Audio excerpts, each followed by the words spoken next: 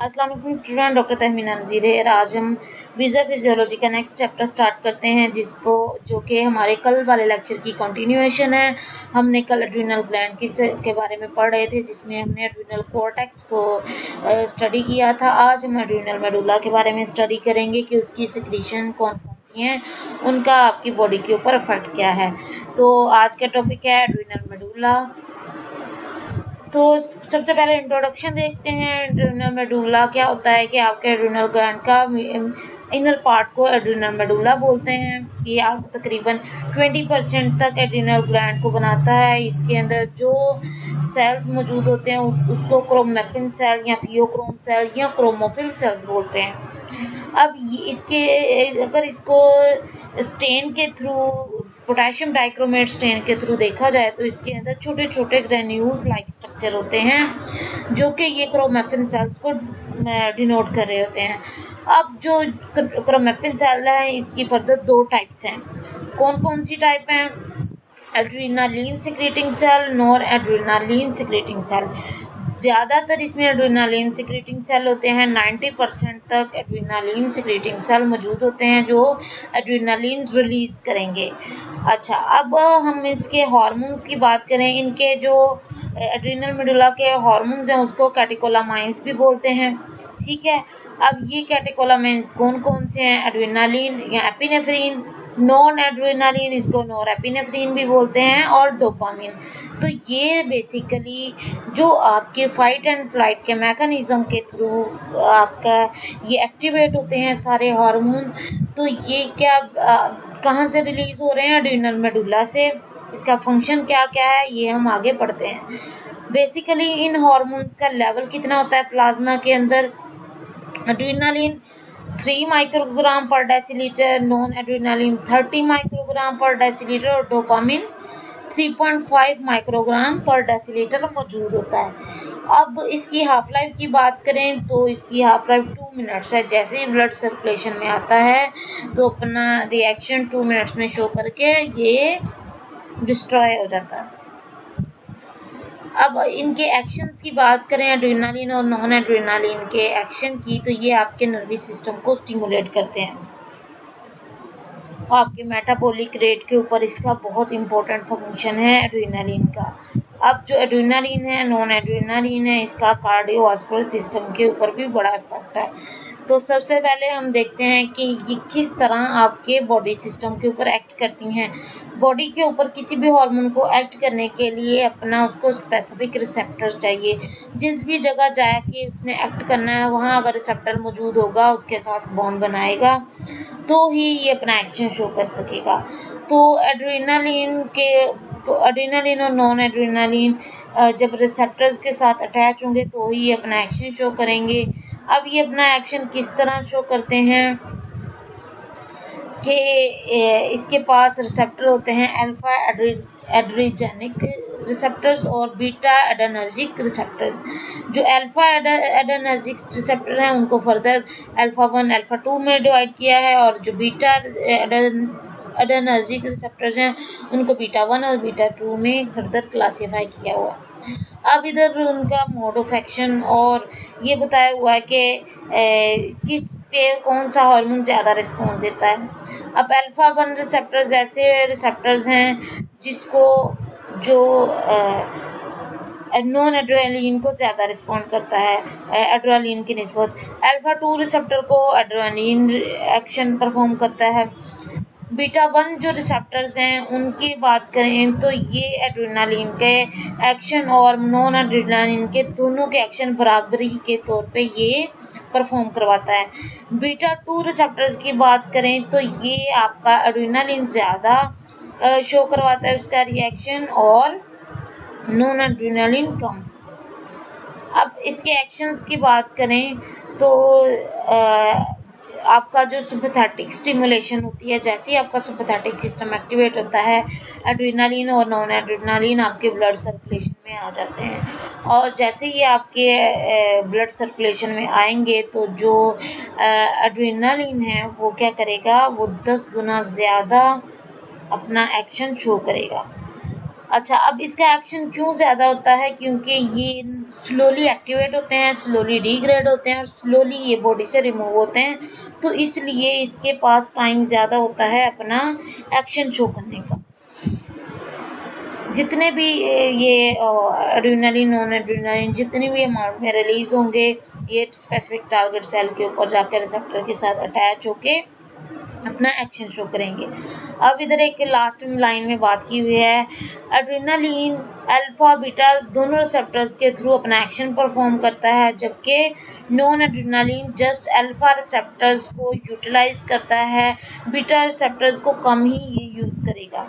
ठीक है, adrenaline alpha beta दोनों रिसेप्टर्स के ऊपर अटैच करके अपना एक्शन परफॉर्म करता है, non adrenaline just alpha receptors के ऊपर अटैच होता है। अब हम बात करते हैं कि आपका मेटाबॉलिक रेट एड्रेनालिन की वजह से कितना फर्क पड़ता है। एड्रेनालिन आपके मेटाबॉलिक फंक्शन को ज़्यादा इन्फ्लुएंस करता है बनिस्बत नॉन एड्रेनालिन के। अगर जनरल मेटाबॉलिज्म की बात करें तो एड्रेनालिन ऐसा हार्मोन है जो आपके बेसल मेटाबॉलिक रेट को इंक्रीज कर देगा।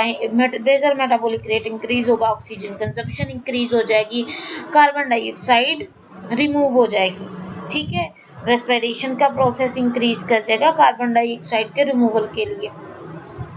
उसके अलावा बेसल मेटाबॉलिक रेट इंक्रीज कर जाता है। जब बेसल मेटाबॉलिक रेट इंक्रीज करता है तो उसको हम कैलोरीजेनिक हार्मोन भी बोलते हैं एड्रेनालिन को। उसके अलावा कार्बोहाइड्रेट के मेटाबॉलिज्म की बात करें तो जो एड्रेनालिन है वो आपका ग्लूकोज का लेवल ब्लड में इंक्रीज कर देता है। कैसे कि ये लिवर के अंदर ग्लाइकोजन लाइसिस का प्रोसेस स्टार्ट कर देता है, ग्लाइकोजन को ग्लूकोज में कन्वर्ट कर देता है, जिसकी वजह से आपकी अच्छा, अब उसके बाद हम फैट मेटाबॉलिज्म की बात करें तो एड्रेनालिन आपके ब्लड के अंदर जो फ्री फैटी एसिड है उसकी अमाउंट को ज़्यादा कर देता है। उसके अलावा जो कैटेकोलामाइंस हैं उनको ग्लूकोकॉर्टिकॉइड की ज़रूरत होती है अपना एक्शन परफॉर्म करवाने के लिए। ब्लड के ऊपर ये बीटा रिसेप्टर्स के थ्रू एक्ट करता है, ब्लड और हार्ट के ऊपर। अब हम ब्लड की बात करें तो एड्रेनालिन क्या करता है कि ब्लड का कोआगुलेशन टाइम को डिक्रीज कर देता है। मतलब क्या हुआ कि कोआगुलेशन जल्दी होना स्टार्ट हो जाएगी एड्रेनालिन की रिलीज की वजह से।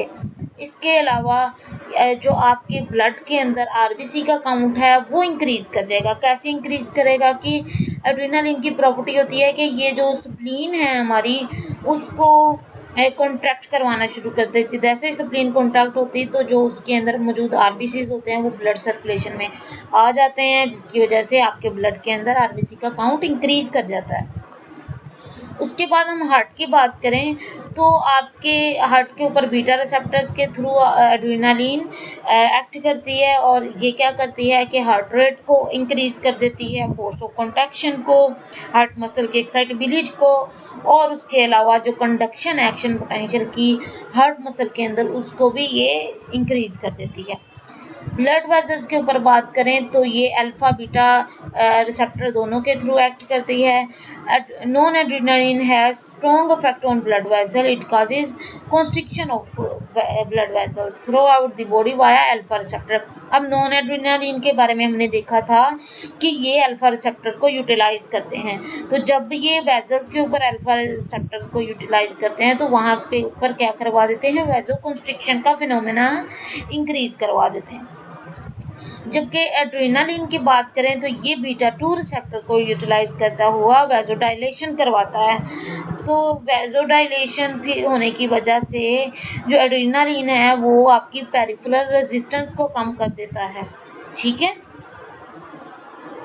उसके बाद अगर पेरिफेरल रेजिस्टेंस कम हुई है तो आपका क्या होगा, जो सिस्टोलिक प्रेशर है वो तो इंक्रीज हो जाएगा, पर जो डायसिस्टोलिक प्रेशर है एड्रेनालिन की वजह से वो कम हो जाएगा।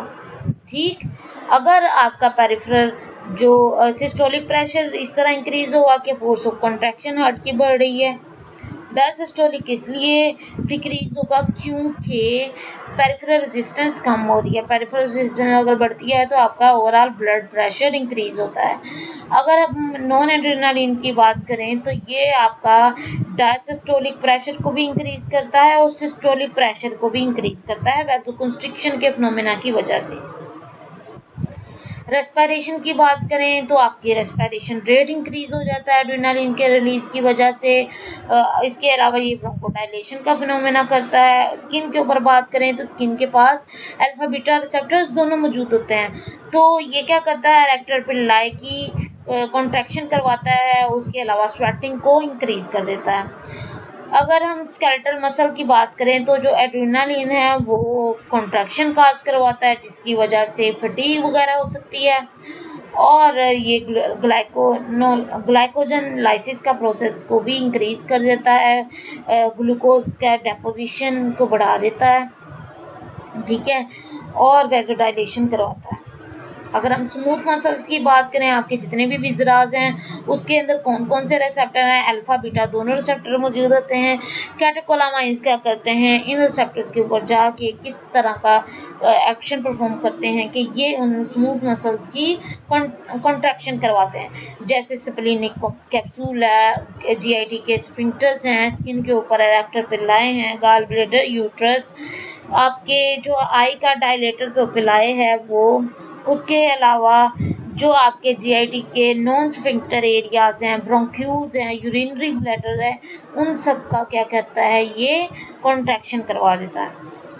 सेंट्रल नर्वस सिस्टम की एक्टिविटी को आपका जो एड्रेनालिन है वो इंक्रीज कर देता है। जैसे ही आपका एड्रेनालिन बॉडी में सिक्रीट होना शुरू होगा तो ब्रेन की एक्टिविटी इनहांस हो जाएगी, इसलिए एड्रेनालिन का फाइट और फ्लाइट में बड़ा इंपॉर्टेंट रोल है। इसके अलावा जैसे ही सन एक्सपोजर होता है, स्ट्रेस एक्सपोजर होता है, तो ये जो एड्रेनालिन है ये इसका रिलीज बॉडी में स्टार्ट हो जाता है। उसके अलावा आपके बॉडी के कौन कौन से ग्लैंड पे एड्रेनालिन का इफेक्ट, कैटेकोलामाइंस का इफेक्ट है सलाइवरी ग्लैंड पे, ये सलाइवा की अमाउंट को इंक्रीज कर देगा। काजेस वासोकंस्ट्रिक्शन इन सलाइवरी ग्लैंड, सलाइवरी ग्लैंड की सिक्रीशन को इंक्रीज कर देगा, सलाइवरी ग्लैंड को जो उसकी जाते खुद उसको वासोकंस्ट्रिक्ट करेगा। उसके अलावा स्वेट ग्लैंड की बात करें तो स्वेट ग्लैंड की सिक्रीशन को इंक्रीज कर देगा, लैक्रिमल ग्लैंड की सिक्रीशन को इंक्रीज करेगा, आपके जो ACTH सिक्रीशंस हैं उसको इंक्रीज करेगा। नर्व फाइबर की अगर बात करें तो एड्रेनालिन क्या करता है कि एक्शन पोटेंशियल का डिले करवाता है, ठीक है। और आपके रीनन सिक्रीशन की बात करें तो ये क्या करता है कि रीनन की सिक्रीशन को इंक्रीज करता है आपके किडनी के अंदर। जो एड्रेनालिन नॉन एड्रेनालिन की जो सिक्रीशन है उसकी हम रेगुलेशन की बात करें तो आपका जो सिंपैथो एड्रेनल डिस्चार्ज है वो इसको बाकायदा तौर पे रेगुलेट कर रहा होता है। जैसे कोई फाइट फ्लाइट की कंडीशन आएगी, इमरजेंसी सिचुएशन आएगी, उस कंडीशन में एड्रेनालिन नॉन एड्रेनालिन रिलीज होते हैं। उसके अलावा हम थर्ड हार्मोन की बात करें डोपामीन, ये आपके एड्रेनल मेडुला से सिक्रीट होता है। इसके सेल्स को ये भी प्रोमिनेंट नहीं है कि किन सेल से ये सिक्रीट होता है। अब ये इसके अगर फंक्शन की बात करें तो ये ब्रेन के अंदर एज ए न्यूरोट्रांसमीटर एक्ट करता है। जब ये न्यूरोट्रांसमीटर के तौर पे हम इसको एक्सटर्नली इंजेक्ट करें बॉडी में तो ये आपके वैसोकंस्ट्रिक्शन करवाएगा, वैसोडाइलेशन करवाएगा मेसेंट्रीज में, हार्ट रेट को इंक्रीज करेगा, सिस्टोलिक ब्लड प्रेशर को इंक्रीज करेगा, ठीक है। अब हम अप्लाइड फिजियोलॉजी की बात करें, सबसे पहले हमने हार्मोन्स देखे, सेल्स देखे, हार्मोन के नाम पढ़े थे, हार्मोन्स सिक्रीटिंग सेल्स देखे थे। उसके बाद हमने हर हार्मोन का एक्शन देखा कि वो क्या क्या बॉडी में एक्शन परफॉर्म करवाता है। अब हम बात करते हैं अप्लाइड फिजियोलॉजी की। तो कैटेकोलामाइंस की जब सिक्रीशन ज़्यादा हो जाए तो फियोक्रोमोसाइटोमा की एक कंडीशन डेवलप होती है। फियोक्रोमोसाइटोमा किस वजह से होता है कि अगर जो क्रोमोफिल सेल्स हैं उसके अंदर कोई ट्यूमर बन जाए या आपके जो सिंपैथेटिक गैंग्लिया है उसके अंदर ट्यूमर बन जाए जिसकी वजह से एड्रिनल सिक्रीशन इंक्रीज कर जाए तो वो ये सिम्टम्स शो करवाती हैं जिसको जो कि आपका फियोक्रोमोसाइटोमा का कंडीशन को डेवलप करता है। अब उसके साइन एंड सिम्टम क्या है, हम किस तरह पहचान करेंगे कि उसको फियोक्रोमोसाइटोमा है। तो पेशेंट के अंदर anxiety, chest pain, fever, headache, hyperglycaemia, metabolic disorder, nausea, vomiting, palpitation, polyuria, glucosuria मतलब बार बार यूरिनेशन का होना, जो यूरिन के अंदर ग्लूकोज का कंटेंट ज़्यादा होना, sweating and flushing, tachycardia, weight loss, ये सारी कंडीशन आपके फियोक्रोमोसाइटोमा की डिजीज के अंदर आ जाती है। तो आसान सा ये लेक्चर है, उम्मीद करती हूँ समझ आए। एक दफ़ा इसको गौर से पढ़ें, नहीं समझ आती मुझसे पूछें, मैं आपको इसका बारे में फिर ओवरव्यू दे दूँगी। जो क्वेश्चन क्यूरीज हों आप मुझसे व्हाट्सएप ग्रुप में पूछ सकते हैं। Thank you so much. अल्लाह हाफिज़।